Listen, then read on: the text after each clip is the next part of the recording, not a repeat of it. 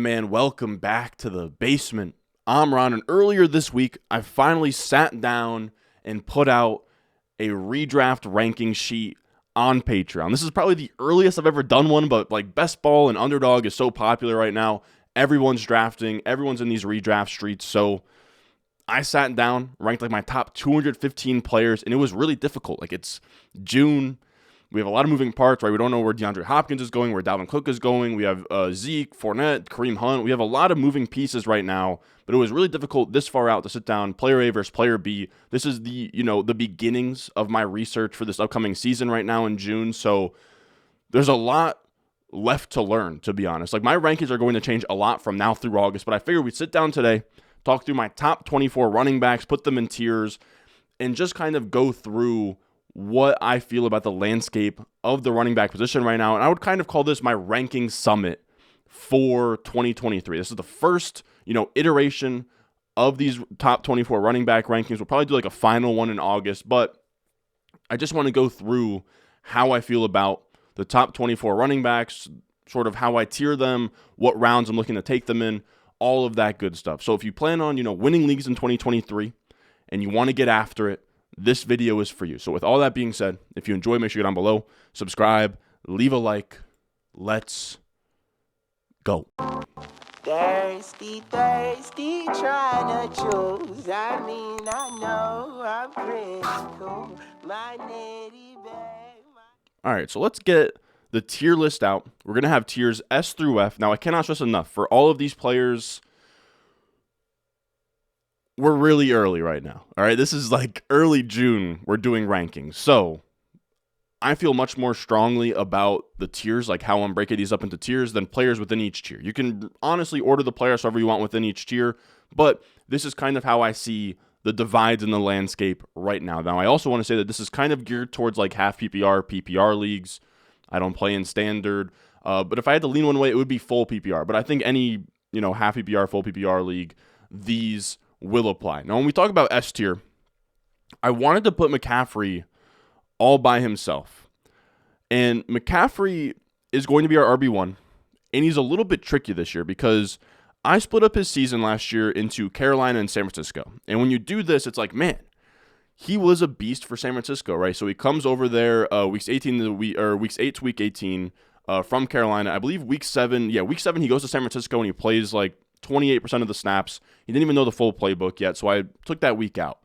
But if you look at it, his points per game went up, his expected points per game, which expected points per game is just based on your volume. How many points per game should you have been putting up? So he was getting more volume. He was getting more volume in the rushing game. He was still really, utilized in the receiving game, where he had 10.2 expected points in the receiving game in Carolina. Goes over to San Francisco. That carries over to 9.9. Like, he was actually getting more volume. He was scoring more points. FPOE per game is fantasy points over expected per game. So that just takes into account, what are you expected minus what you actually produce. How much are you overperforming that? So he was more efficient. He had more volume. He had more output when he went to San Francisco. And I looked at this and I was like, oh my God. We haven't had, especially because we haven't had a 23 point per game running back since, I believe, Kamara's RB1 season in 2020. So it's like, man, wheels are all the way up. I was about to put him in a tier of his own.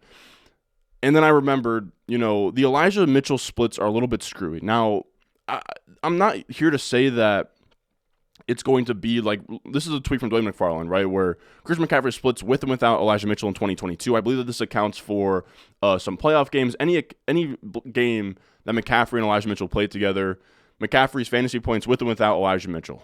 16.7 with him, 24.9 without him. Rush attempt share goes from 34% to 59% without him.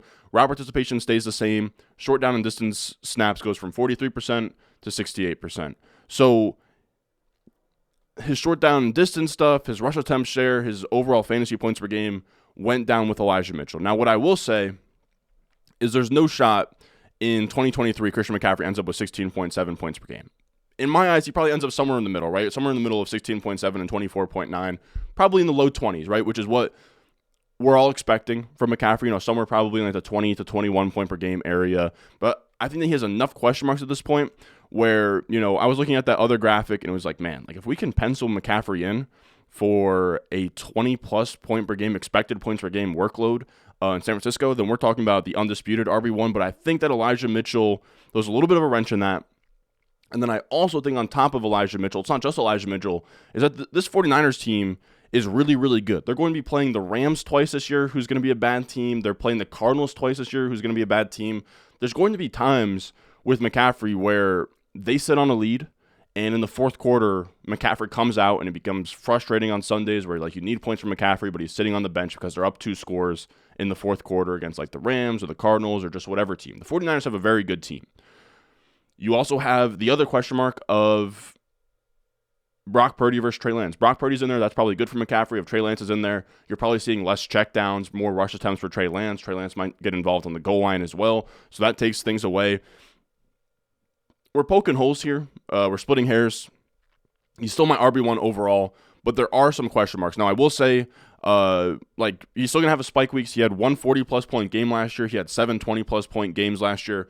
He's going to have his big weeks, but I think the floor, where he used to just have like this receiving floor of like, you could bank on him for like 7 for like 60-plus, and that would get him to like, a minimum of like 20 points per game where, he gets like 7 catches for like 60 yards, plus like his 10 carries for 60 yards, and even without a touchdown, he can get you to 20-plus.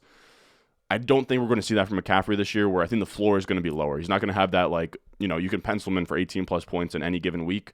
It's probably going to be more, he's going to have some, like, 8 to 15-point weeks where they either get leads up huge at the end or, Christian McCaffrey kind of hits, like, the ceiling of his touch limit and Elijah Mitchell comes in. There's going to be some weeks where it's frustrating, but it is still Christian McCaffrey. He also does have the contingent upside if Elijah Mitchell does get hurt. Somebody who has dealt with injuries the last 2 years, then we're looking at, wheels up McCaffrey of like 23 points per game. And the current landscape right now, nobody can touch 23 points per game. Like if we look at, this is something that I wanted to show with a different running back, but if we look here, these are the best point per game seasons for running backs since 2018. Our last 2 RB1 overalls have been Jonathan Taylor and Austin Ekeler, 2 guys that aren't even in, we have 1, 2, 3, 4, 5, 6, 7, 8. They're not even in the top 8 of points per game for a running back in the last 5 years, right? 18, 19, 20, 21, 22. So yeah, in the last 5 years, our last 2 RB1 overall, so the best running back in that year, haven't even been in the top 8. So it's been a really low-scoring landscape. So if McCaffrey does get that upside where Elijah Mitchell goes down or something like that, then he can probably, gap the field by so much that he is that much more valuable when you factor in that contingent upside. But moving on from McCaffrey, we have Bijan Robinson, our RB2. Now, I think that people are going to hate this. My brother's been giving me crap for it where my little brother, he's in high school. He can't really wrap his head around how I would have a rookie at RB2. He's like, you're an idiot. He's like, Bijan Robinson is your 106. Like, what are you doing? And it is really funny. I know people are apprehensive about a rookie being this high in redraft. Again, my brother thinks I'm crazy for having him RB2. He's like, what are you doing with him at 106? I wouldn't take him over Ekeler. I wouldn't take him over Saquon. But let's lay it out with Bijan real quick. Now, we've been talking about him all offseason from a dynasty context. When we talk about him from a redraft context, he is a really nice bet to make. He is the first running back to get drafted in the top 10 since Saquon Barkley. He had an electric rookie year. And some of the best prospects we've ever seen at running back in Breece Hall and Jonathan Taylor, 2 rock-solid prospects, didn't even get drafted in the first round, never mind in the top 10. So that's the kind of special we're talking about, right? Where Breece Hall was on pace to be an absolute stud last year. Jonathan Taylor was like a top 5 running back in his rookie year. We now have a guy served to us on a silver platter, Bijan Robinson. And when we look at him as just as a prospect, we know, again, we've been talking about him a lot, but he is a special prospect. Now, this is raw RS grade here, right? Let's actually just talk about what's on this chart. These are every running back in my database since 2007 to get drafted top 10. They're ordered by raw RS grade. So my RS grades go 0 through 10, and it caps off at 10. But I wanted to show the raw RS grade because every legendary running back is a 10, but I kind of wanted to see show that there's levels to it, right? Where, Saquon's like 17.64, drop down to Fournette, Zeke, Bijan. So Bijan's the 4th highest running back in my database, where if I just left it at 10, they'd all be equal. You have their points per game in year 1, what that would have finished as 2022 in that fantasy landscape, because, fantasy scoring's been down for running backs recently, so it wouldn't be fair to show what they finished as in this year. I wanted to give it context of what that would be today. And then you have their receiving grade. So within their RS grade, they have a receiving input. So it spits out, how good was their receiving profile in college. And we look here, all of these guys did pretty decent. Like we can look through it. Like Saquon had 24 points per game, would have been the RB1 last year. Ezekiel Elliott had 21.8 points per game as a rookie. That would have been the RB2 last year. Even Fournette and Todd Gurley would have been the RB6 and RB7 last year. McCaffrey would have been the RB12. Like all of these guys would have been top 12 guys. AP would have been RB5 last year. Trent Richardson would have been the RB6. Now, of course, I have Bijan at RB2, but if he was to finish as the RB5 or 6 or 7, it wouldn't be like a massive, massive failure in that draft spot. Now, the only guys that finished outside the top 12 were Darren McFadden and CJ Spiller, who happened to be the two worst prospects on this list. So if we look at just legendary running backs, like that's a pretty good, range of outcomes for Bijan Robinson, where two of these, 6 running backs in this sample have finished with 21 plus points per game, which is really, really nice. There's a precedent here where rookie running backs taken in the top 10 have scored a lot of points, especially legendary running backs taken in the top 10 have scored a lot of points. He has the same receiving grade as Saquon Barkley, who we're chasing. Saquon has the best points per game season on this list. RB1, he would have been the RB1 last year. He had A+ in receiving. He had 91 catches as a rookie.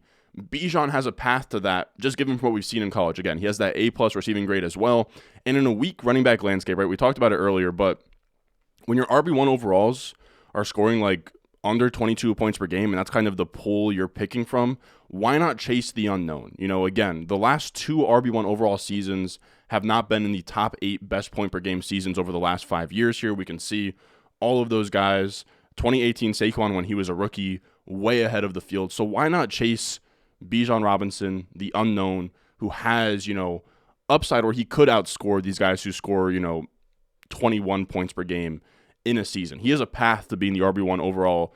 And then he also has a decent floor. Again, remember, all of these legendary running back prospects, McCaffrey was the worst one as the RB12. The rest of them all finished in the top 7. I think Bijan's a good bet to finish in the top 7 running backs in points per game. He's in a perfect spot. He has Arthur Smith, who's kind of been a whisperer with Derrick Henry, giving him pretty big seasons. And Atlanta's projected to be one of the most run-heavy teams.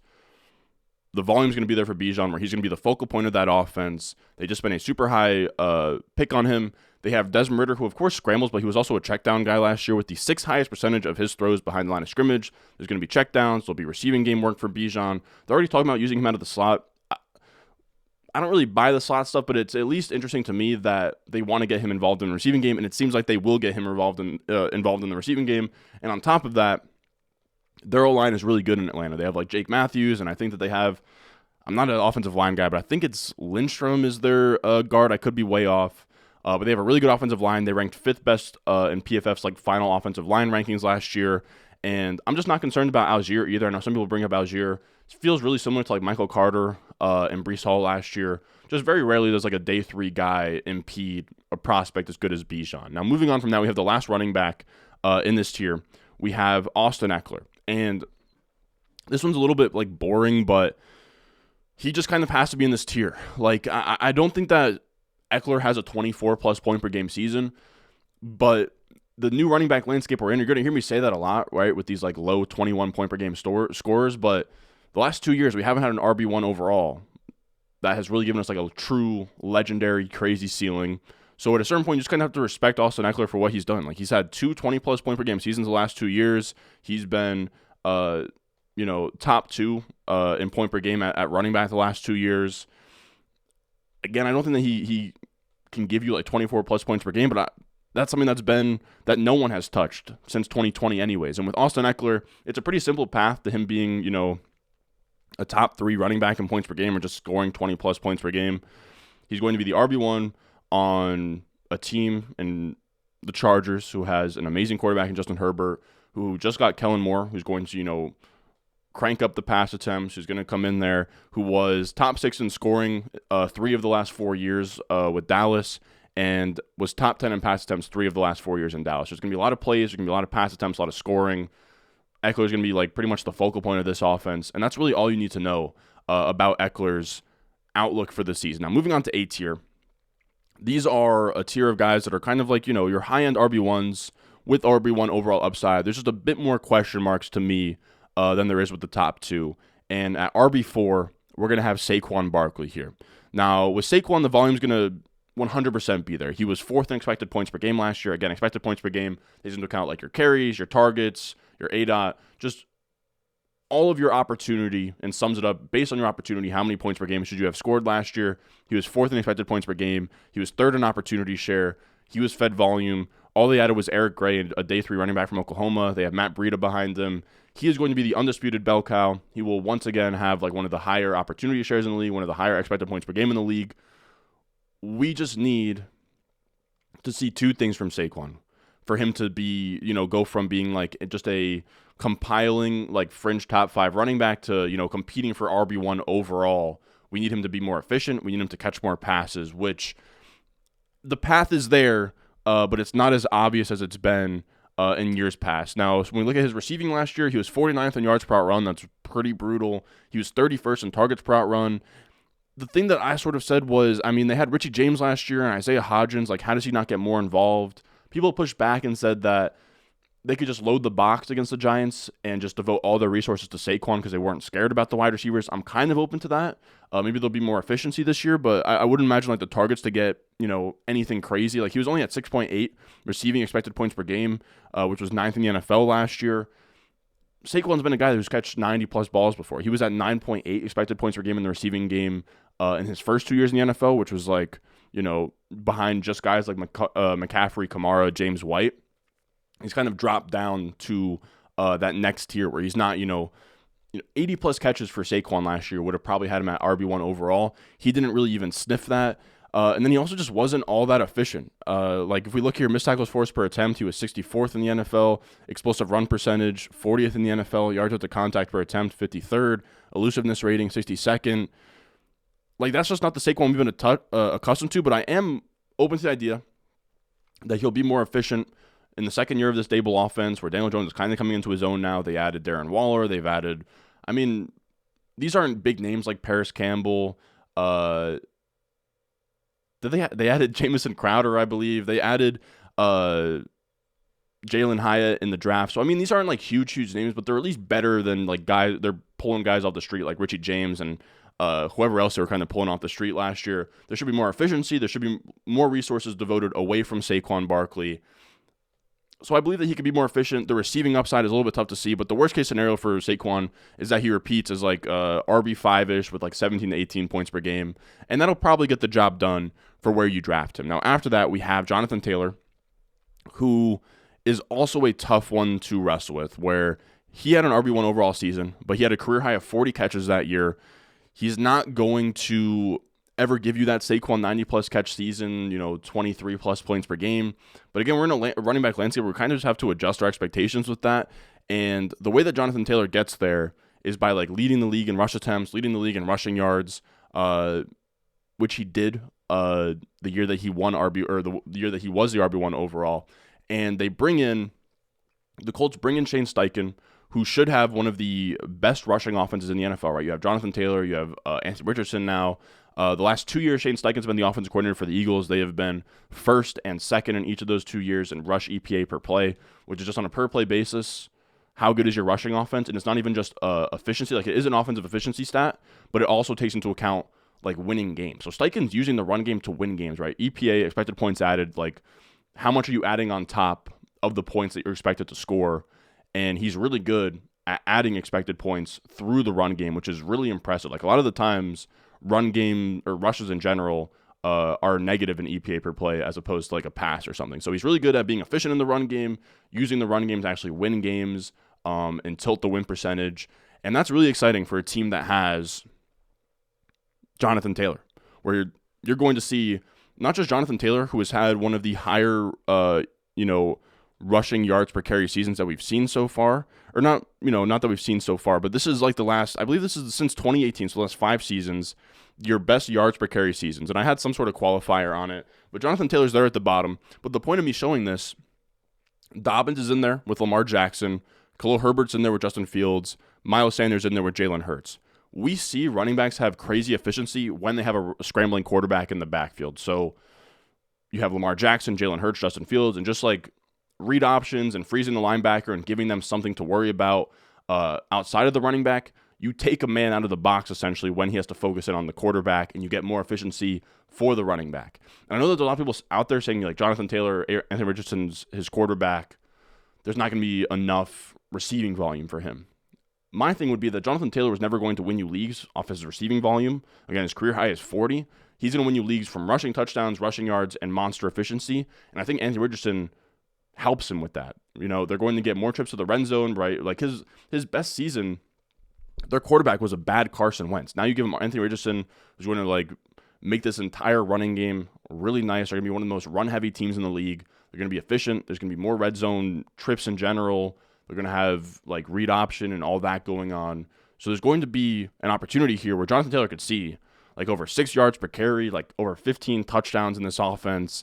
And in a weak running back landscape, Jonathan Taylor does have a path to RB1 upside, even that if that's not through, 60 plus catches. I think that he can just off of like monster efficiency if this offense was to truly hit its ceiling. Now, after that, we have our RB6, Nick Chubb. We drop down into, this is a big tier.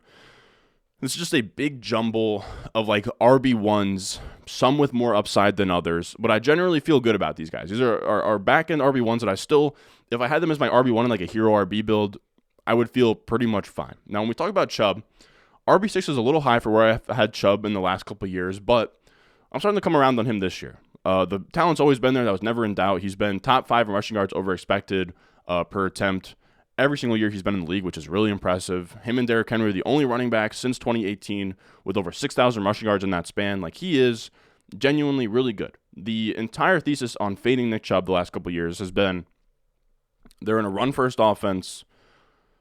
The receiving upside is capped, especially with Kareem Hunt in that backfield. So, again, he was just going to be like a pure, really efficient runner, and in my eyes, didn't really have a path to like 20-plus points per game. But we come into this year, and I know I've been beating this to death, right? Like, I've definitely shown this quote like a good bit, but I want to read it again. And this is from a Matthew Berry article where he was talking to people at the Combine, and pretty much they said they're really going to open up this offense, go 5 wide, pass a lot. This is going to be Deshaun Watson's offense, not Nick Chubb's. They will pass a lot more than folks expect. And they go into like the last game, they like threw the ball a bunch. But basically, this is going to be a more modern offense. Kevin Stefanski last year had his pass-heaviest offense he's ever called plays for.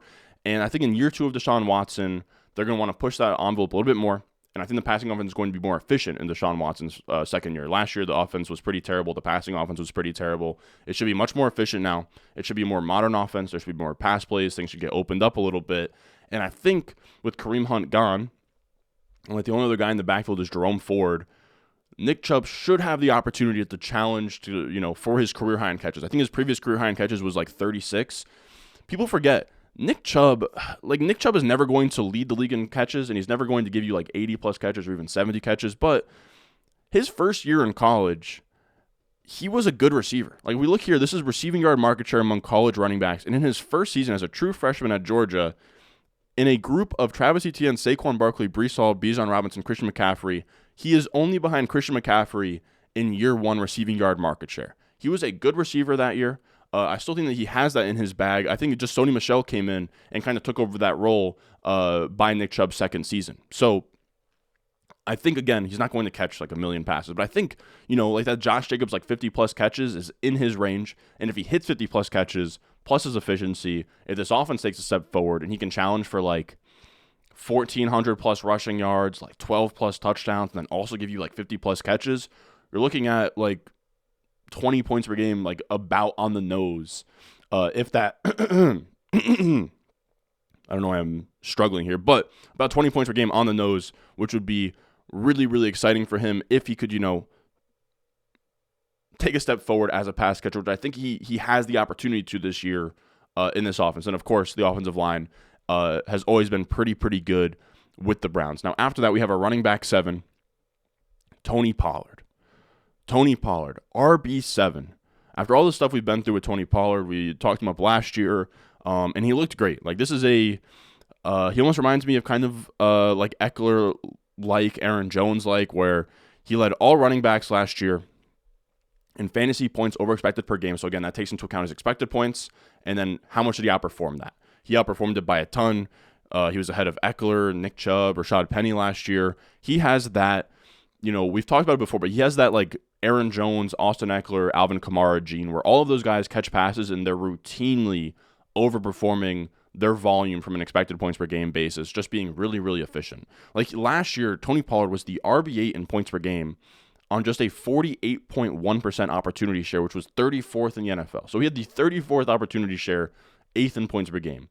It's just absolutely wild. Now, if you just take it past like points per game, he's efficient across the board. 3rd in yards over expected per attempt, 4th in PFF rush grade, 2nd in yards after contact per attempt. Just a really talented running back. And I think for a guy that gets like pigeonholed as like a, maybe not a satellite back, but like this tiny back, he's 6 foot, 210 pounds. Now that's not like huge, but Charbonnet is a guy coming out in the dynasty space where everyone's saying like, oh, this is going to be like a 3-down bell cow.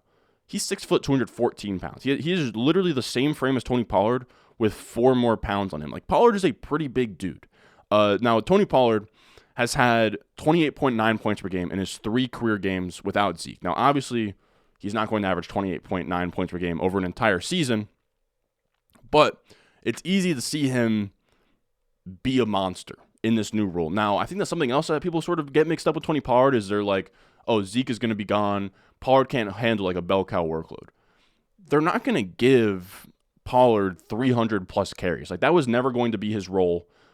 He's probably only going to see like maybe like a 30% increase in like his volume from last year, maybe like a 35% increase. He's never going to be a guy who's going to be top, 3 to 5 in opportunity share. That's never how Tony Pollard wins. But what the exciting part is that this is a guy who hasn't really seen his receiving ceiling because Zeke Elliott's usually out there pass blocking. He's been out there on passing downs. Like Tony Pollard, I believe last year he was behind, like A.J. Dillon. Yeah, he ran less routes than A.J. Dillon and Kareem Hunt last year, Tony Pollard. So now the biggest thing to me isn't all these like rush attempts and these between the tackles carries that Tony Pollard's going to get with Zeke Elliott gone.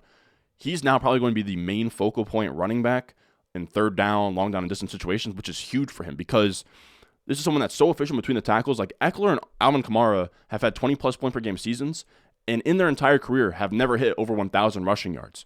Tony Pollard had over 1,000 rushing yards last year on very few attempts, like compared to like what most people get 1,000 rushing yards with. So if you crank up those attempts, like you could see him challenge for like 1,200-plus rushing yards between the tackles, and then also give you like 65-plus, 70-plus catches. And with Tony Pollard's efficiency in this offense with Dak Prescott, the sky's the limit. I don't know about like 23 points per game, like that chasing like that true legendary upside, but 20 plus points per game is in Tony Pollard's, range of outcomes. Should be a good offensive line as well. Again, the only concern really with Pollard is just that we haven't seen him in a bigger role, but I don't really have that much of a problem putting him this high. Now, after that, our RB8 is going to be Rhamondre Stevenson. Now, we made an entire video on him the other day, but I've fallen in love with drafting Rhamondre Stevenson this year. He last year was 3rd in yards after contact per attempt, 11th in elusiveness rating, 10th in explosive run percentage, and the 5th most rushes of 15-plus yards. At his size, like 230-plus pounds, is insane. He was 11th in rushing yards over expected per attempt. The list goes on. He is really efficient, and then he also gets high-value touches. Last year, he was 5th in high-value touches, which is a Ben Gretsch stat, which is carries inside the 10-yard line and any receptions. Those are the 2 ways you get a lot of fantasy points is receptions and touchdowns. And despite being outside the top 10 in total touches, Rhamondre Stevenson was 5th in high-value touches last year, and I would assume in year 3 with no Dameon Harris that goes up. So Rhamondre Harris gets goal line carries. He's efficient. He's explosive with those runs of like 15-plus yards. He's over 230 pounds. He can catch passes. He gets the goal line work. What more could you ask for? Now, the thing that people sort of point to with Rhamondre, he's in a Bill Belichick offense. Bill Belichick has never used a true bell cow or hasn't used bell cows for long. But I just don't see how the Patriots lean on like Pierre Strong or James Robinson, who was kicked to the curb for Zonovan Knight last year. Like, there's just not, like, I think in theory that makes sense, but it's not a crowded backfield. It's a less crowded backfield than it was last year. And now Rhamondre Stevenson is kind of the guy in this offense. So it's a concern in like RB8. I think that I'm being fair here. The thing is that it's a fair concern, but I think the upside with Rhamondre Stevenson, I think he's one of the few guys on this list that we've mentioned so far that has RB1 overall in his range of outcomes. Again, he was the 3rd leading target guy as a running back last year behind just Ekeler and behind just McCaffrey, and he gets goal line work. So if he can challenge, like there's a upside scenario out there where he challenges for over 1,000 rushing yards, over 10 touchdowns, and over like 70 catches. And that's when you start getting into like that Alvin Kamara, type upside. And there's a lot of touchdowns go around in this offense for running backs. We've seen it with Dameon Harris, where he had 15 touchdowns in a year with rookie Mac Jones when the offense wasn't even that great. And then also LeGarrette Blount with like his 18 touchdowns with Brady. So when Belichick finds a goal line back that works, he uses them. Rhamondre is pretty much that guy. And if he can add, 10 plus touchdowns and add that to his receiving upside, you're looking at a really strong upside case here. At RB9, we have Josh Jacobs here. I'm going to be honest with you guys. This is going to be a long one. But again, this is our ranking summit for 2023. We're sitting down, going through all the running backs. I was going to divide it up into 2 videos, but I said nah. Just because, I don't know. I feel like top 24 does better in the algorithm, and why not just sit down and talk through them all? Now, when we talk about Josh Jacobs, coming off a career year, proved everyone wrong last year. He was the RB3 in points per game, 19.3 points per game. And Jacobs is just fine to me. I don't think that he has monster upside. I think that was his ceiling outcome last year, 19.3 points per game, top 3 running back in fantasy. And I'm starting to come around to the idea that that's not terrible. But we do have to remember he smashed last year with 19 points per game, but that was with a 6-round price tag. He now is a 2-3 round turn pick. 19 points per game is still probably fine in that area, but it's not this huge smash league winner type pick like it would have been last year, right? So we have to remember the price is now different with Josh Jacobs. But what I will say with him is I'm not as opposed to him because he has had over 50 catches the last 2 years, which is really solid for him as a pure rushing guy that, you can project him for over 1,200 rushing yards, over 1,300 rushing yards-ish, 8+ touchdowns, 50+ catches. It starts adding up there. He's probably going to be somebody, he's almost a cheap version of Saquon, where I think that it's likely that he's going to be 17 to 18 points per game. I think Saquon, between the two of them, of course, has the more likely path to 80+ catches, which would get him to RB1 overall territory. But we haven't seen Saquon do that since his rookie year. So if you want to say Josh Jacobs is kind of the discount Saquon, I wouldn't even really fault you for that. But with Josh Jacobs, you're looking at 17 to 18 points per game. His ceiling is probably just shy of 20 points per game. If you can really get things going, I will say you have some uncertainty with Jimmy Garoppolo and what's going on with his foot injury or whatever. This Raiders offense, I don't know. It might not be that good, but I don't know that it has to be good for Jacobs to give you 17 to 18 points per game. Now, our RB10 is Breece Hall. And I think that you can make a case for Breece Hall to be somewhere in this area if he didn't tear his ACL last year. So let's open up with the ACL and just kind of talk through that for a second, because I think that it's a little bit overblown right now. Now, I am a Jets fan. I have a Namath jersey behind me. If you want to throw out everything that I'm about to say about Breece Hall, you can. I guess there's bias in there, but I think I'm being pretty fair with him at RB10. But Breece Hall tore his ACL last year in Week 7. Everyone has a sour taste in their mouth from J.K. Dobbins, where J.K. Dobbins played for a little bit, then he didn't look like himself. Here's the thing, though. Dobbins' injury was brutal. He had some hip damage. He tore his meniscus, his LCL, and ACL. Breece Hall is just a clean ACL tear. Now, when we look here, I've been looking at, I'm going to butcher this guy's name, but I think his name is Deepak Chona. He's a surgeon. He's a sports surgeon that graduated from Harvard and Stanford. He's a really sharp guy. He's using numbers, and I really like his stuff from what I've seen so far. And he's expecting a Week 1 return. He's saying, so I think this is this one right here, but he's saying, so Breece Hall and Saquon Barkley, or no. We're saying this one. So he said Breece Hall, he was just talking about Breece Hall in terms of his ADP. He said Breece Hall would take at pick 15, which is crazy. His ADP right now in underdogs, early third. He said, and this is a doctor saying this, he was saying, or maybe not a doctor, but you get what I'm saying, a sports surgeon. He would take Breece Hall as high as pick 15. His ceiling is RB1 overall, and he says that he probably plays Week 1, up and down early production, and then a star by midseason. And I think that's probably fair. Now, this one here, right, with Mark Garofalo, Breece Hall's highest in-game speed last year was, I think that was actually, was it in that Broncos game? God damn it, man. Of course it was in the Broncos game that he tore his ACL in, but he ran I think it was 21.8 miles per hour. They're saying already, if you look, there's videos of Breece Hall right now doing side-to-side agility work, running in a straight line. He's not making super hard cuts yet, but he's really far along in his progress. They're saying already that they've tracked him at 22 miles per hour in practice of him running full speed. He is very much on track. Now, this is also what he said. He compared it to Saquon Barkley and compared his injury to Javonte Williams. He said there's a lot in common here.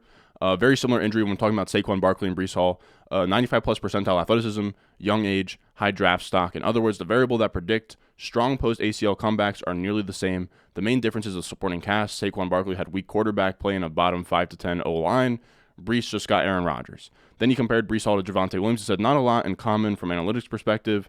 Breece is elite athletically, 95th plus percentile. Javonte's a little bit slower than that. And he said Breece's injury averages about 10 months of recovery with moderate performance dip, while Javonte is 15 months with a massive dip. So bunching Javonte and Breece in the same category is just wrong, and saying Breece Hall is going to have like a really brutal rehab or anything like that is just wrong. It was a clean ACL tear. This is a freak athlete, tested really well, super, super young. He just turned 22 on like May 30th.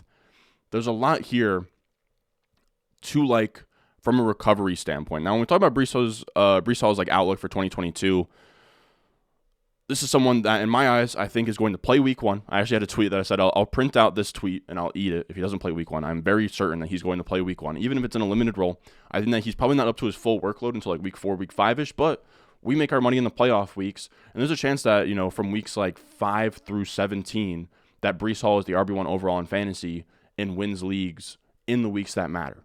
And that's really, really important, because when we talk about Breece Hall and what he did last year, he was insane. He tore his ACL in week 7, but before that, the first 6 weeks, he was the RB8 with 17 points per game, despite not even officially starting at running back until week 6. So this is week 1 through 6. He's the RB8 in points per game. He didn't even officially start until week 6. He didn't have over a 50% snap share until week 4. So he was just a really efficient guy on low touches, low snaps, which is a good thing for him coming back from ACL, because even on low touches, he should be serviceable in your fantasy lineup. And we know as well, rookie running backs put out their best stuff at the end of the season. Like Jonathan Taylor, through his first 8 weeks, was awful. Like, people were calling him like a huge bust and everything. Clyde Edwards-Helaire guys were doing victory laps, and then he goes off and is like a top 5 running back in his rookie year. We saw it with Nick Chubb. Like, I think they traded away Carlos Hyde. He was a monster down the stretch. Even Kenneth Walker last year. Like, the first 5 weeks, Kenneth Walker wasn't startable in your lineup. So, like, just even trying to fathom, okay, Breece Hall was that good in his first 7 weeks. Him from like week 8 through week 17 would have been a whole other beast, especially as a guy who was so explosive and had so much receiving upside. This was a guy who was behind just Nick Chubb with 14 10-plus yard runs last year, and the receiving upside was crazy. He was fifth among running backs in targets. He had 30 targets. He was averaging 5 targets per game, and it's not even like he was just, a dump-off merchant or anything. He had 5.3 yards as his ADOT, average depth of target, 5.3 yards downfield, which is just insane. Full like 2 yards higher than the next highest running back from last season. It's just crazy. Like, this is a guy who is a legit pass catcher at running back. He now has Aaron Rodgers as his quarterback. Garrett Wilson's kind of like the only like real alpha type wide receiver on that offense. It's plausible that Breece could even be like second in targets if he gets healthy soon enough. Just a really interesting profile where there's not a lot of guys that can challenge for that like 1,200 plus yards, 7 plus touchdowns. Breece Hall is one of them. The only thing up in the air is the ACL. So I'm being a little bit conservative here. I honestly think by August, I'll probably have him somewhere in this area. But with Breece Hall, the concern is that, maybe we get bad news on the ACL between now and week 1. Like maybe there's a setback. And Dalvin Cook got he's about to get cut today. But there's whispers, there's rumors that Dalvin Cook could get traded to the Jets. I know Nick Carolina has been saying that he's going to get traded to the Jets. I got to be honest, as a Jets fan, I would be absolutely floored if Joe Douglas put any more resources into the running back position and felt that Dalvin Cook was the difference, but what do I know? Now, our last running back, I think we have 2 more running backs in this tier. This is a big tier, like I said, but we have Derrick Henry here, and this is the lowest I can put him. I've been notoriously low on Derrick Henry the last couple of years, and that's probably not been great for me. I've kind of gotten bailed out with his injury in 2021, and then also last year, their offense being terrible. Their offense was awful last year. They had Josh Dobbs playing. They had like Malik Willis playing at times. They were bottom 5 in points per game. They were bottom 5 in total yards per game. Like, it was just a bad offense. But the crazy part with him is Derrick Henry, even in that offense, was still the RB4 in points per game, which is really solid.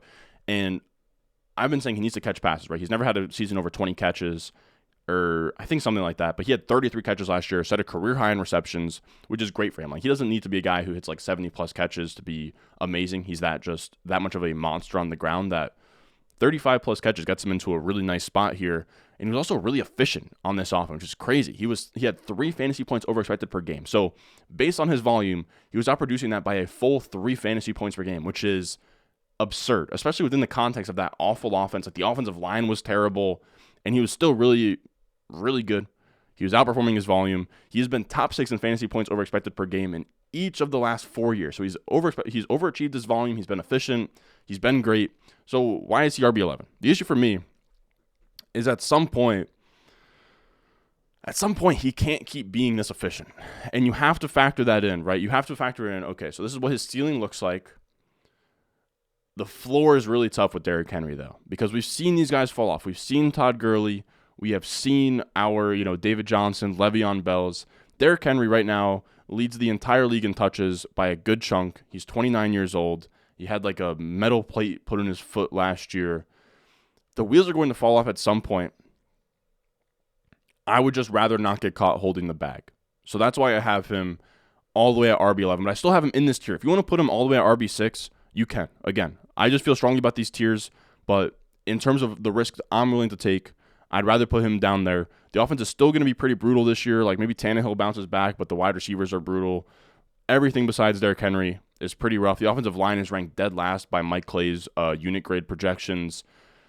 It's just really bad. I will say the thing that you kind of can hang your hat on with Derrick Henry is if we're talking about Breece Hall in the money-making weeks, Derrick Henry is going to have himself a day in these money-making weeks. He has Houston in Week 15 and Houston in Week 17. So that's like the first round of the playoffs and their championship game. These are his best games ever. These are like his, I believe these are his 9 career 35-plus point games. 4 of them have come against Houston Texans, which is pretty crazy. So even if he doesn't smash like weeks 1 through 14, he might be a guy that like you need to have in the playoffs because he just drops like 2 30-plus point bombs. And if you don't have Derrick Henry, maybe you don't win your playoffs. Like kind of like, I guess, like Jamar Chase in 2021, kind of like Mike Evans last year. Derrick Henry could be that guy.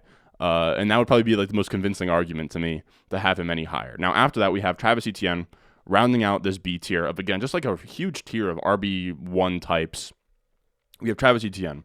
Now, there's a lot of commotion about Travis Etienne where they bring in Tank Bigsby. They use a 3rd-round pick on him. And I have to be honest with you guys, for redraft purposes in just 2023, I'm not all that concerned. Like, Etienne's very similar to Tony Pollard to me, where he's never going to be a 300-plus carry guy. He's never going to be a bell cow, right? Last year, he had 220 rush attempts, and that was the most he's ever had in a single season dating back to college. Like, if we look here, his high in college was 207 in his junior year. He's always been like 7.2 rushing yards per yards per carry. He's always been a monster efficiency guy. He has never been a bell cow. He was never going to be a bell cow. He wins with efficiency, which is what he did last year. He was top 10 in yards per carry. He was top 10 in rushing yards over expected per attempt, top 10 in success rate, top 10 missed tackles forced per attempt, rushes of 15-plus yards. He had 5 games of 100-plus rushing yards.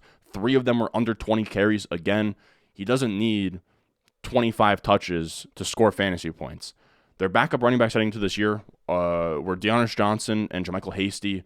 It made sense to get another running back because, again, Travis Etienne's not going to shoulder 20-plus touches a game.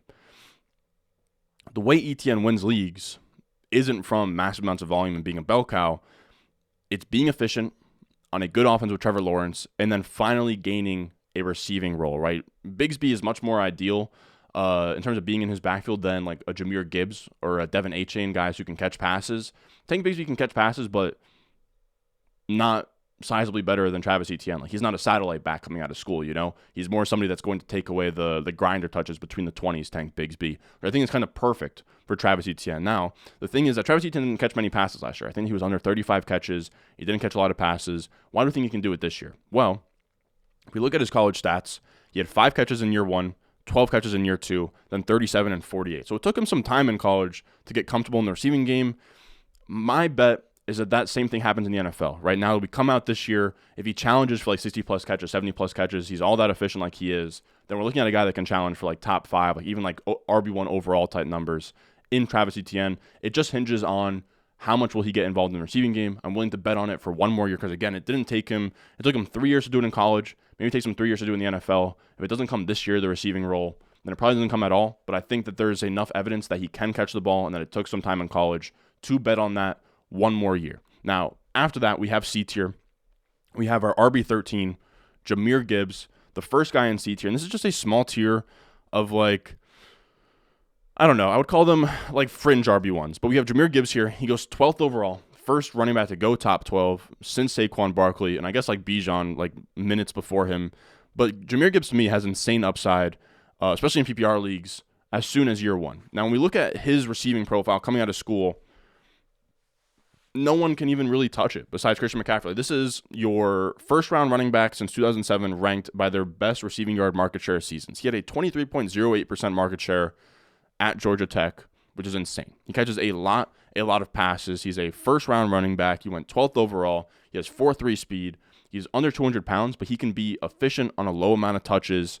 He gives me like early career Ekeler when Melvin Gordon was there, Aaron Jones with Jamal Williams, and kind of, like Alvin Kamara in that crowded like Mark Ingram, Andrew Peterson room. He gives me vibes of all those guys where he's not going to need, again, 300 plus touches to be viable in fantasy. Now, this is somebody that's a lot more conservative than I am. We have Mike Clay, who does ESPN projections. He goes like top down. He like looks through like team tendencies and pass attempts, and then he gets all the way down to the players. And he's known for being conservative. Like right now, you guys would all hate where he has JSN, Jordan Addison, Quentin Johnston. Like they're all wide receiver like 41 to wide receiver 50. He's really, really conservative when it comes to rookies. And even then, he has Jahmyr Gibbs right now as the RB17 with less rush attempts than David Montgomery. And I think it just outlines, one, how much volume you can expect Jahmyr Gibbs to have given his 12th overall investment, and two, how much his receiving game work is going to allow him to kind of supersede not having like 1,000 rushing yards or all of those carries.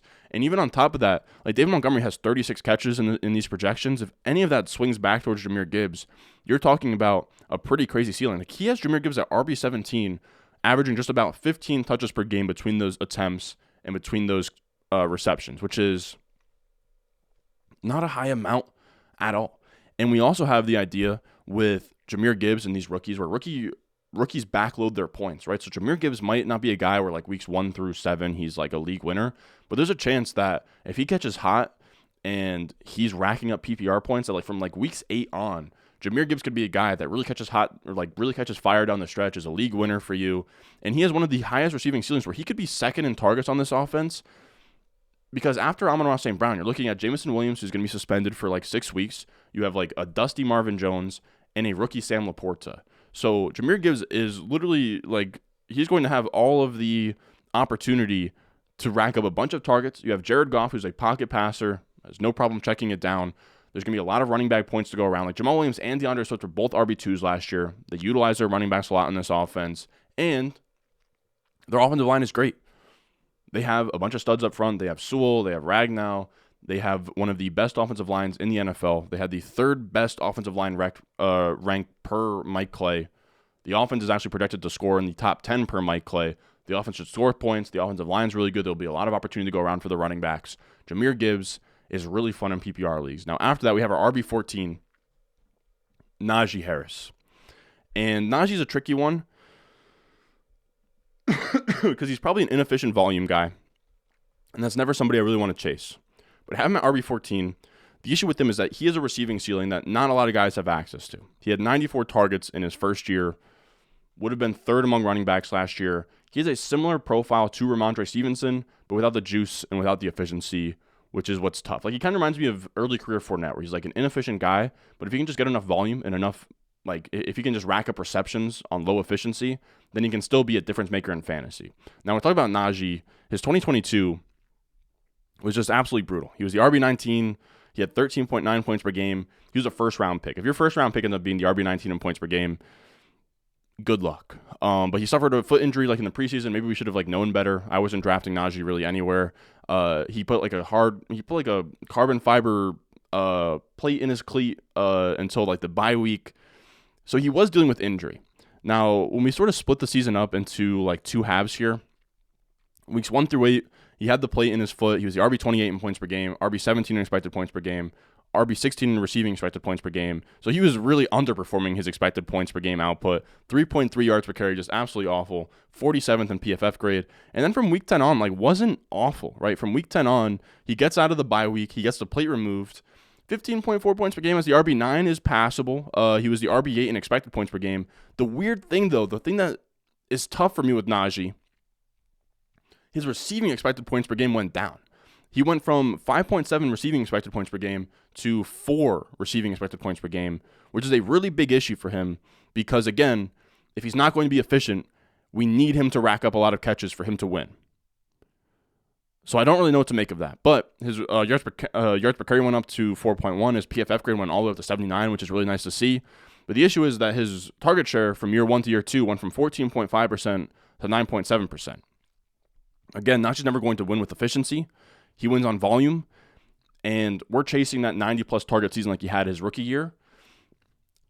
And I don't know if that's still in his range of outcomes, right? I think that he's probably similar to Etienne where he gets one more year to flash that receiving upside. Again, he showed it in year 1, but if we then have like back-to-back seasons of him being sub 10% target share, then year 1 you can kind of just forget.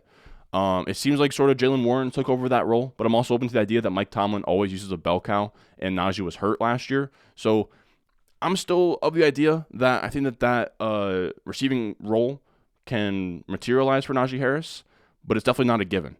O-line should be a lot better, though. Mike Clay has him as his 14th ranked unit. They drafted Broderick Jones.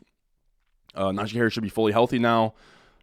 I'm not like all the way in. Like I'm not really taking him a lot in the 4th round, but he's a guy where at RB 14 for Najee Harris, where he was like a top 6 guy last year, I don't think that's an awful price for Najee Harris. I think that at a certain point, like if he was to ever fall to the 5th round, like late 4th, I can get there with Najee Harris, which is something I didn't think I would be saying this year. Now, D tier. These are I would call them like RB2s with RB1 upside. And first up, we have Joe Mixon, who is just like, I don't really even know what to make of Joe Mixon right now. Like when we look here, he had an arrest warrant at one point on the account of aggravated menacing. He said, "You should be popped in the face. I should shoot you," pointing a gun at somebody, just like really bad stuff. But then it's kind of been like swept under the rug since then. Like it hasn't really been brought up. It doesn't really seem like he's going to get a suspension or anything. That's why Joe Mixon probably is in this tier, like right around like here. If we had word on the suspension right now, like if you asked me, like I would say that there's like a 30% chance he gets like a 6-game suspension or like a 4-game suspension, but I'm honestly just kind of talking my ass there. So I really don't know what's going to go on with him, but there's a level of uncertainty there, which is why he's not higher. But when we talk about, just in terms of Joe Mixon, the Bengals didn't address the position at all. So it's not like the Bengals were scared of a suspension. They drafted Chase Brown in the 5th round, but that's it. They didn't draft, in a running back class that is super deep. They drafted nobody really to compete with Mixon. They didn't sign anybody in free agency. They still haven't picked up one of these like Zeke Elliott's or Leonard Fournette's. As of right now, it seems like Mixon's going to be their guy. And Mixon's not a super efficient guy, but he was one of the rare like true bell cows last year, kind of like a Saquon Barkley. Like he was 3rd in expected points per game. He was one of just 3 running backs, the 3 on the screen, Ekeler, McCaffrey, and Mixon, that had over an 18 expected points per game, which is really strong. But then he was also the only one with a negative fantasy points over expected. So even on a really good offense like the Bengals last year, he still was inefficient. So that's kind of the downfall of Mixon. Like I don't think that RB1 overall is in his outcome, but we're talking RB15 right now. And at his price, 17 to 18 points per game, more than gets the job done. He'll be pretty much the bell cow on a Bengals offense. It's going to be like top 10 in scoring. It's really not that hard to sell yourself on him. It just comes down to kind of what news we get on this suspension, and if you kind of think the suspension happens. If you think he plays 17 games, then he's probably a screaming value right now. After that, we have Aaron Jones as our RB16 here. Aaron Jones is old reliable, man. He's finished as a top 12 running back in points per game each of the last 4 years. If we look at here, like the run that he's been on in terms of efficiency is insane. EP per game is expected points per game. FPOE per game is fantasy points over expected per game. I've never seen anything like this in my I've looked at a bunch of football stats in my lifetime. I've never seen a guy at top 15 in FPOE per game each and every single year of his career. Like that's like literally his first year there. Of course, there's nothing crazy like 1.4 FPOE per game, but every single year of his career, he has been positive in FPOE, which is just absolutely insane. He is someone that is just really efficient. He's really talented. I think he's still one of the best running backs in the league. Like if you talk to guys that are not fantasy focused, but they're just real life focused, they tell you Aaron Jones is probably a top 5 running back. Like this is just 2022. EPA per rush, we talked about it earlier. Expected points added. So you're rushing, but actually, going towards win percentage and winning games and helping you score more points than you're expected on given drives. And then your rushing yards over expected per rush. He's in that top, right quadrant, right in that like Ekeler, Tony Pollard, Nick Chubb mix. Like Aaron Jones is very much still very good.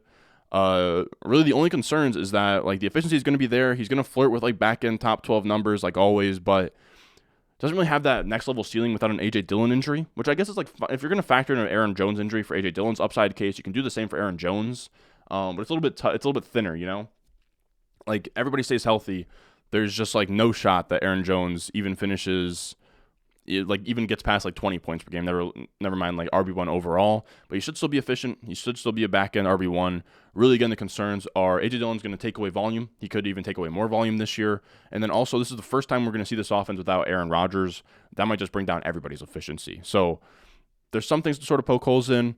At RB16, do you really want to shoot for, Aaron Jones, like his max upside is probably like, somewhere in like the RB5 to 8 range. There's not like a massive payoff with Aaron Jones, but at a certain point, you do have to rank him somewhere. Now, after that, our RB17, we have Dameon Pierce. And I've really come around on Dameon Pierce. We made some videos on him, or we've mentioned him in some videos. And I was down on him because we've seen day 3 running backs get disrespected in this league. UDFAs get disrespected, where we've seen Elijah Mitchell get tossed to the curb for Christian McCaffrey, James Robinson get kicked to the curb for Etienne. But the Texans came out here. They drafted no running backs, and they elevated their entire offense by drafting C.J. Stroud second overall, which is really interesting. Now, they did bring in Devin Singletary, who I think is, again, one of these guys where like people just see a name in the backfield and are just like, oh my God, like, this backfield is going to be committee. There's no true bell cows in the NFL at this point. There's like 3 at this point. Devin Singletary is an inefficient plotter. He's always been an inefficient plotter. He's never really been all that good in an amazing offense in the Bills. Like, he is just kind of the perfect, to me, meat shield running back that's just going to take away between the 20 empty carries. So you get Dameon Pierce in a backfield where he's only competing with Devin Singletary, who's not that good at football. And when we look at his stats from week 2 on, week 1, he only had 30% of the snaps, but he had 60% of the snaps in week 2, and he was like a 60% guy from there on. He had a 4.5 expected points per game in the receiving game, which is actually more than Najee Harris had in that final stretch after the bye week. So 4.5 in the receiving game is huge for a rookie. That's above Nick Chubb area. That's above Derrick Henry area. And he had just a 37.6% route participation, which was 39th in the NFL among running backs. So he wasn't even running a ton of routes, but he was still being targeted and racking up a bunch of expected points in that, field. He could very easily get into like the, Josh Jacobs like 50+ catch area just from being on the field more often, which I think they're going to lead on him. They don't have Rex Burkhead anymore, I don't believe. Dameon Pierce, basically his path to upside is if they just unleash him as a 3-down workhorse, and I think that he can play all 3 downs. It's just a matter of him getting on the field for that. But he was 19th among 40 running backs last year with 18.75% target per run. He commands volume, he commands targets, and this is somebody that if he just runs more routes and is on the field more, his receiving upside is 100% there. And then as a runner, we already know he's a special runner. He was 3rd in missed tackles forced per attempt last year. He was 2nd in elusiveness rating. He's really tough to tackle. He's explosive for a guy that didn't really test all that well. Dameon Pierce, really exciting, really talented. I think the receiving upside is really getting slept on right now. Now, when we talk about RB18, we have Kenneth Walker right here. I think it's a little bit tough to explain away. Like Tank Bigsby is not a huge concern to me. Like 3rd-round running backs we've seen the last few years like aren't even really that great, right? We're talking like Rachaad White. We're talking like Trey Sermon. Your 3rd-round picks aren't as good the last like 5 years as your 2nd-round picks. Like 2nd-round picks, I mean, of course you don't really have great ones. Like you have like AJ Dillon you can kind of look to, James Cook you can look to, but then you're also going to get into, you're going to get into your Cam Akers, your J.K. Dobbins, your Swifts, your Jonathan Taylors. There's just better prospects in the 2nd round that get more volume. And Zach Charbonnet is a pretty big damper for Kenneth Walker. And I think this is why, again, for players to really hit their maximum upside, you need touchdowns, you need receptions. The issue with Kenneth Walker is I think he's a good player. I think he's a good pure rusher, but I don't know how he hits a ceiling through receptions or touchdowns. This is a guy who had 1.8 receptions per game this year, which was 50th among, I don't know why I'm struggling to say it, but it was 50th amongst all running back last year with 7 games or more played. They just brought in a running back who can catch passes. Zach Charbonnet in the 2nd round out of UCLA. And we look here like, where is it? We look here. Charbonnet's been a better receiver his entire life than Kenneth Walker. First 2 years, I mean, he's below the dotted line, but then his 3rd year, he goes to UCLA way above the dotted line. 4th year, way above the dotted line. That's a 15% plus receiving market share. So that's just like reception market share, your market share of receptions. So he's a guy that can catch passes. They're going to be bringing him in on long down and distance snaps. They're going to be bringing him in on 3rd and long, all of that. Now on top of that, Kenneth Walker is just like 5'9", 209 pounds. So he's he's a thick boy, but he's smaller. And he's also somebody that struggled in terms of success rate last year. He was a boom-bust runner where he didn't get what was blocked. He would either rip off like a really long yard run or he'd get stuffed at the line of scrimmage.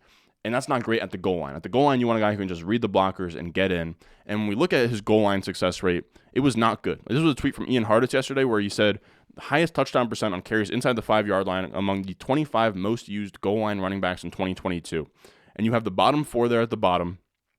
And it's Kenneth Walker all the way on the bottom, 11%. Like the next highest one is 20%, Travis Etienne. Kenneth Walker was really not good at the goal line last year. So to me, picking Zach Charbonnet in the second round, in my eyes, Pete Carroll does that because he wants somebody that can catch passes that's not named Travis Homer and DJ Dallas. Doesn't have to bring on DJ Dallas or Travis Homer on third downs. He can bring on Zach Charbonnet who can do it all. And then he also wants a guy that's a little bit more reliable on a per carry basis than Kenneth Walker. Kenneth Walker, is a boom bust type runner. When you just, in a short down situation, when you just want what's blocked, why not bring in your 6 foot, 214 pound running back over Kenneth Walker and just have him, run up the middle and take what's blocked? So I think that people are really factoring in that Charbonnet is going to steal a lot of high value touches from Kenneth Walker. To me, I don't know how Kenneth Walker becomes like this dominant league winner this year in fantasy. Now, it should be a good offense. There should be efficiency there, but I think that there's other bets you can make later on, like Rashad Penny and Dameon Harris, if you just want the between the tackles grinder on a good offense. Now, the last running back we'll have in this tier, RB19, J.K. Dobbins. And I'm kind of coming around on J.K. Dobbins. Him and Pierce are like the cheapest of this bunch. And Dobbins, I'm not sure he has that like 20-plus point per game ceiling, but he has like a 5th, 6th round pick, so you don't really need him to hit 20-plus points per game. I think he can be like this year's Josh Jacobs, where Josh Jacobs was like a 6th round pick. He gave you 19 points per game and was a massive win rate guy. It wouldn't shock me for J.K. Dobbins to be the same, like 19 point per game, be a massive win rate guy that you get in the 6th round. We're 2 years post ACL. We have the Todd Monken offense coming in, where Todd Monken, he was top 5 in pass attempts twice in his 3 years at Tampa Bay, top 11 in neutral pace 3 times with Tampa Bay, and just goes from a Baltimore offense where you're seeing like the neutral pace is all the way down. It's going to be more modern offense. They're going to pass the ball more. They're going to open things up. They'll run more plays, and that opens things up for more fantasy points across the board. Now, when you open things up and you play fast and you play with more wide receivers on the field, it's going to be lighter boxes for Dobbins. And again, we've seen these rushing quarterbacks give a lot of efficiency to the running back. So J.K. Dobbins is going to be like the efficiency is going to be there. He's going to be in a good offense here. The offense's ceiling is sky high if we can actually see Lamar Jackson pass reliably in an offense that cranks up the pace and the pass volume. And that's exciting. We'll see, more efficiency. We'll see more trips to the red zone. And Dobbins, again, the way that he wins isn't going to be from receptions. Lamar Jackson's never going to really target him a ton in the passing game. It's going to be from efficiency, and it's going to be from touchdowns. And again, if the Ravens can move the ball well, we're going to see that. Things are going to open up for Dobbins, and it's going to sort of match that, like Mark Ingram. I think Mark Ingram was like a top 12 running back in Lamar Jackson's MVP season. That's kind of J.K. Dobbins' upside, where he just scores a lot of touchdowns on an offense that moves the ball well, is really efficient on a per carry basis, and just gives you like 1,200 plus rushing yards and like 12 plus touchdowns, and is really, really solid. Now, when we talk about J.K. Dobbins last year, like it's just really weird. He was good. Like he played weeks 3 through 6, and then they shut him down to week 14. And then from that week on, he was last year 5th in rushing yards over expected per attempt. He was 2nd in yards per carry. He sat out week 7 to 13. Then he comes back and he averages over 100 yards from scrimmage per game in his final games, never going over 50% of the snaps. So in a limited role, he was really efficient. It's just his injury didn't allow him to just shoulder the entire workload, which now another year after the ACL, he should be able to shoulder a little bit more. This is another tweet from Deepak Chona. Again, I think I'm really butchering this guy's name, but he said, RB numbers drop hard in year 1 off multi-ligament surgeries. Again, Dobbins was not just ACL, but it was LCL and meniscus, just a really brutal injury. But our algorithm projected Dobbins' dip to last 19 months as he approached that timeline in the last 5 games of 2020. He averaged 100 yards per game and 6 yards per carry. Now well past that, data strongly favors a bounce back. So, I mean, the sports surgeon likes a bounce back as well. J.K. Dobbins, really interesting if he can keep that like 6th round ADP right now. Now, after that, this is a massive teardrop. massive tier break where you're going to go to guys that are like, this is where the dead zone starts for me. The dead zone starts here, and it starts at Miles Sanders in E tier. I think Jacob Sanderson, in terms of my, like, again, I have Miles Sanders as my RB20, and that's probably around where his ADP is in redraft or underdog. But to me, I'm going to have them much lower in terms of overall rank. So I'll have him RB20 just like the market, but instead of him being like, his ADP is like a 58 right now. In my overall rank, he's probably more like 70-ish or 75-ish. I don't really see the upside of picking him that high, like picking him like the 5th, 6th round, Miles Sanders. I just can't do it. This is a really good tweet from Jacob Sanderson where I think he put it really well. He is somebody I've sort of talked about in the past. We've owned teams together before. He's really good at kind of contextualizing running backs in terms of their talent. And he said, so this was a report from NBC Sports Edge where they say Panthers plan to get Miles Sanders 50 catches. Jacob Sanders said, we're going to see this type of narrative all year, and I'm not going to be here for it. Sanders was last among running backs last year with a .28 yards per run in 2022. He's been a plus catcher in just one of his 5 years as a starting running back, which he's talking about his rookie year. We can't just project a running back to thrive in a role from opportunity alone. He said long down and distance running backs frequently pop up unexpectedly. It could be Sanders, it could be Hubbard, it could be Blackshear, could be a cast-off you've literally never heard of yet. These things often don't stay as clean as we think in the offseason or preseason. And he's right. We saw it last year. Like Rex Burkhead was that guy. We've seen it other times where, like even at times last year, Blackshear and Hubbard were it. We've seen it with the Seahawks where like Travis Homer and DJ Dallas have been the long down and distance guys. Sometimes it's just scrubs. And because Miles Sanders, like, hasn't really sniffed catches in a long time. I mean, Kenneth Gainwell was more of the preferred guy on the Eagles in terms of pass catching situations. I don't really see the ceiling for Miles Sanders to hit, like, full 3-down bell cow, 50-plus catches type workload. Like some people are sort of projecting him for. Like we look at his entire career, he had 1,270 rushing yards last year and 11 touchdowns, and all that gave you was the RB21 in points per game. And that was on the best offense in the entire NFL on the Eagles. Now you bring him to the Carolina Panthers. He's not going to see 1,200-plus rushing yards. He's not going to see 10-plus touchdowns. He needs that receiving role, and even then he's probably still just an RB2. He's probably still just an RB2 in that scenario. He's never cracked the top 12 running backs in points per game. There's really not a ton of upside. I don't think he's going to get the satellite back role. There's going to be much less rushing efficiency in this offense. There's going to be much less red zone chances in this offense. So I don't really see it. I'll have him here ahead of like kind of the other guys in this area. But again, I'm really not drafting any Miles Sanders right now. Now, after that, we have Alexander Mattison. As of today, it is pretty much official that Dalvin Cook is going to be off of the Vikings. And this one is tricky. If you want to put him ahead of Miles Sanders, you honestly can with Alexander Mattison. I'm not crazy about him, though. Like, he's probably similar to Miles Sanders, where I'll have him, like, similar in terms of, like, position rank, but in terms of, like, overall rank, I'll probably have him much lower. So when we talk about Alexander Mattison, the equation is pretty simple. Kevin O'Connell's offense last year was pass-heavy. It was high-scoring. It's probably going to be that again. And with Dalvin Cook gone, Alexander Mattison is pretty much the next man up. And we all know, like, these splits or whatever, I don't know how much you want to take into account this 6-game stretch, but Alexander Mattison, in 6 games without Dalvin Cook in his career, has averaged over 20 points per game. The issue is, those 6 games weren't with Kevin O'Connell. Kevin O'Connell's a new head coach. They brought in a new GM as well.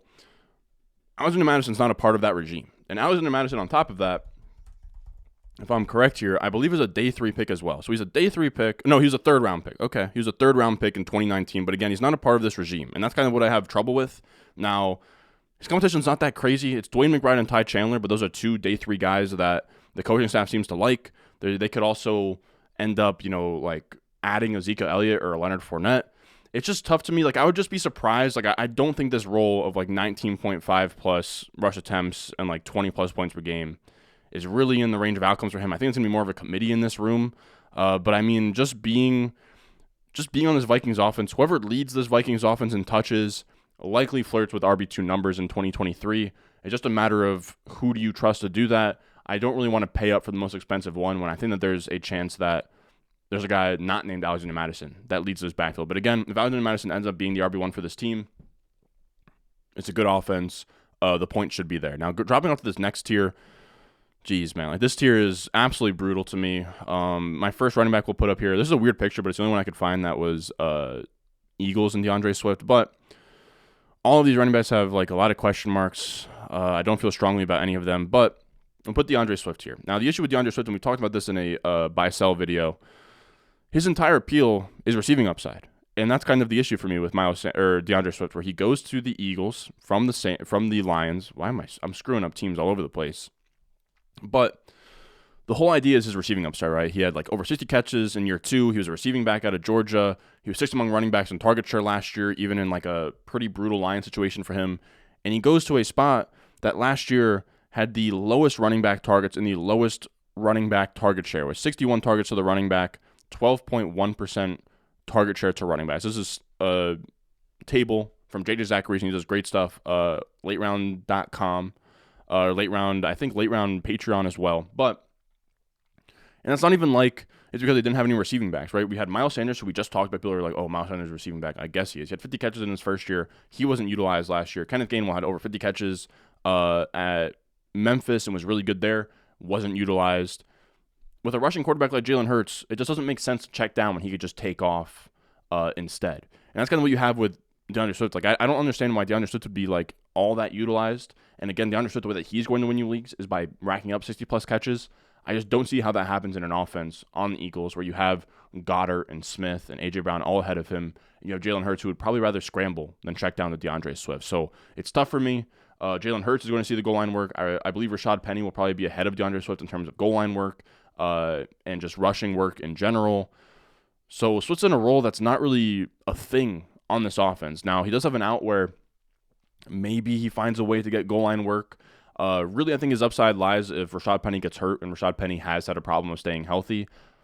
But I think it's a little bit tough to like draft DeAndre Swift with the assumption that Rashad Penny will get hurt at some point. But if Rashad Penny does get hurt, DeAndre Swift probably goes, into like this tier, probably the top of this tier, maybe like the back end of this tier. If Rashad Penny goes down, there should be a lot of points in this offense, right? Again, Eagles offense should be a top 5 scoring unit. The offensive line is really good. It's just a matter of like, I just don't see how his role fits in this offense. Now, our RB23 here is going to be Cam Akers. I got to be honest with you guys. I don't even know what to make of his 2023. Like, these are his game logs. Like, I remember people were drafting him in like, it's like a 4th and 5th round pick. Comes out in night 1 against the Buffalo Bills, Thursday Night Football, and gives you a 0. He gives you a goose egg with a 16.4% snap share, just 3 carries, and was just a huge disappointment through the first 5 weeks. He was awful. Then you can see like 6, 7, 8 weeks, 6, 7, 8. One of those was a bye week. He sits out the rest of them. Then like Darrell Henderson gets cut, and he's still not all that good. Kyron Williams is getting touches. Ronnie Rivers is getting touches. And then week 13 comes around, and he just goes crazy. Like his snap share goes back up. He gives you 19 points. Then he gives you 9.3 at 13. Then he's a league winner with 34.7 in week 16. He gives you 100-plus total yards in his last 4 games, each of his last 4 games. I really don't know. Like, maybe you can talk yourself into like week 13 on. He finally felt like himself post Achilles tear, but I really, really don't know. Now, we know with Sean McVay, he's always going to have a fantasy relevant running back that's probably going to flirt with RB2 numbers.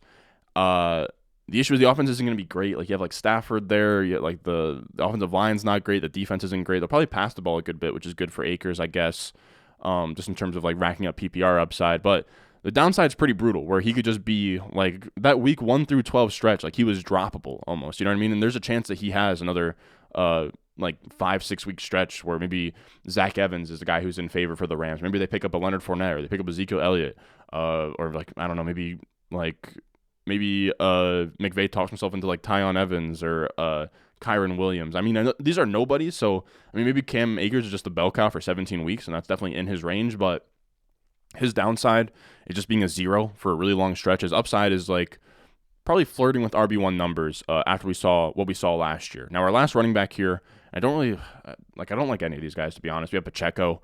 Isiah Pacheco, he's RB44 last year in points per game. His ADP now is like RB20s. I will say he was RB25 in points per game from weeks 10 on, which was around the time that Clyde Edwards-Helaire went down. I would look out that Clyde Edwards-Helaire is absolutely free right now, and I can't stop drafting him. Pacheco's best games came when Clyde Edwards-Helaire was out of the lineup. He's healthy. He should be good to go for week 1, Clyde Edwards-Helaire. He might be in the mix again, Clyde Edwards-Helaire. Like, we really don't know how they're going to rotate these running backs. Isiah Pacheco also, his catches he only had 13 catches last year, but I will say he wasn't a complete 0 in the receiving game at Rutgers when he was playing in college. Maybe that grows, but I'm not sure really what it is for Pacheco.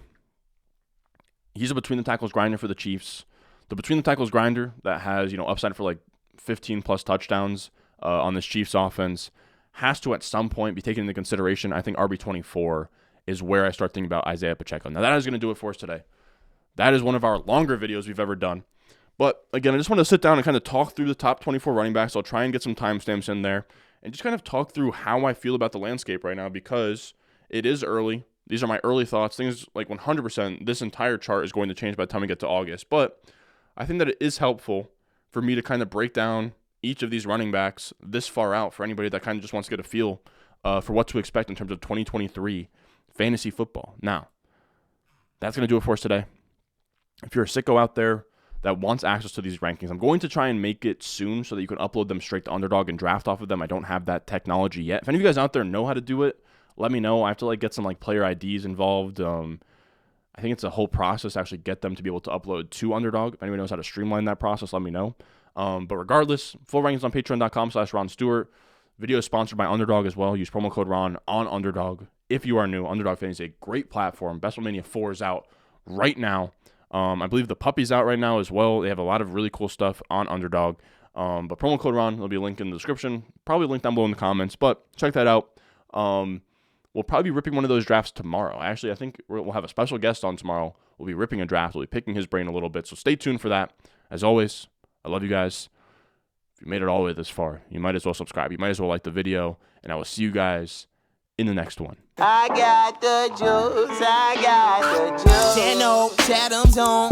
Foolies glad I'm home. Even my haters kinda glad I'm on. Rest in peace to my vagabond. Rapper, song, singer, suspended, subpoena from misdemeanors. Dreamer, held back asses, Loki still a zen. And I still shake a bull squat.